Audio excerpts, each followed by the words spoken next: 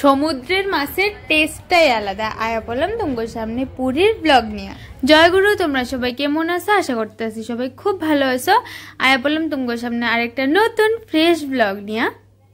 তো এখন রেডি হয়ে গেছি গা। আমরা 4 দিন থাকলাম, হ্যাঁ 4 দিন থাকলাম নবদ্বীপ মন্দিরে। এখন আমরা যাবো পুরীতে।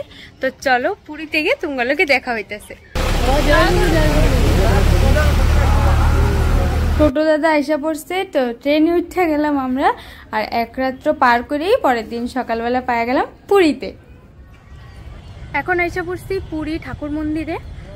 ট্রেন থেকে নাইমা ফ্রেশ হয়ে নিলাম। ব্লগটা কন্টিনিউ করতে পারলে এত ব্যস্ততার মধ্যে। তো এখন একটু ফাঁকা হয়েছি, এখন ঘুরতে বেরোবো, তুমগো সবটা দেখাবো। তো চলো তুমগো মন্দিরটা ঘুরে। আমরা পুরীতে ঠাকুর বাড়িতে আসিলাম, মানে আমগো সৎসঙ্গ মন্দিরে। তো মন্দিরের ভিতরটাও তুমগরে দেখাইলাম। আর পরে কিন্তু খালি মন্দিরটা নিয়ে একটা মিনি ব্লগ আসবো। এখন যে জায়গাটা দেখবা তোমরা, এই যে এই জায়গাটা, এখানে পূজ্যপাদ শ্রী শ্রী দাদার ফটো বসানো আছে। আর আমগো ঠাকুর মন্দিরের থেকেও কিন্তু সমুদ্রটা দেখা যায়। ওই যে দেখো ভিউটা জাস্ট দারুণ। আর এই যে এখানে ঠাকুরের বিগ্রহ প্রতিষ্ঠা করা আছে। আর এখানে কিন্তু পুরীতেই বড়দার সমাধি দেওয়া হয়েছিল। এই যে সেই সমাধিস্থল।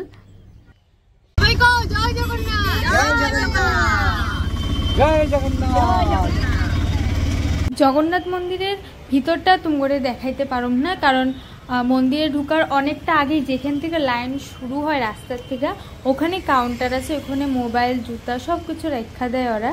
তো তাই দেখাইতে পারুম না।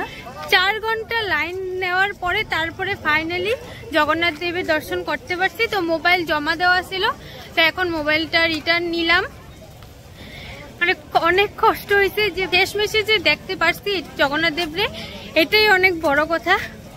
অনেকক্ষণ লাইন ধরছি, অনেকক্ষণ, বাপরে এত ধাক্কা দিছে। যাই হোক খুব ভালো লাগলো। আর উড়িষ্যাতে কিন্তু কিছু কিছু মানুষ আছে বাংলা খুব সুন্দর কয়, বুঝতে পারে, কিন্তু আবার কেউ কেউ আছে একদমই পারে না। যেমন আমরা হোটেলে ভাত খাইতে গেছিলাম, এই ছেলেটা একদম পারে না। আর আমরা সবাই অলরেডি টুটা ফুটা উড়িয়া ভাষা কইতেছিলাম। আর আমরা ইশারা ইশারা কথা বলছি।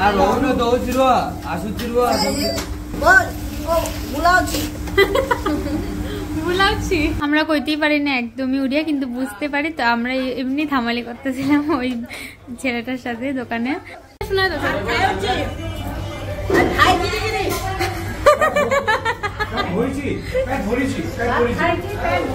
ভালো লাগিছি না?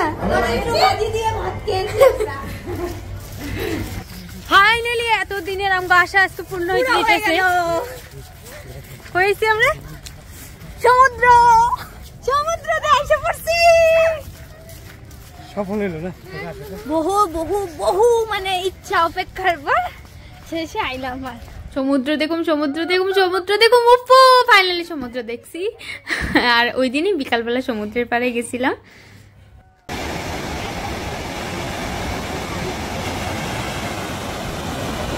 আর এত বড় বড় ঢেউ আইতাছিল, আমার ভয় লাগতেছিল যদি জলে নিয়ে জায়গা টাইন না। আমার এটাই একটা ভয়।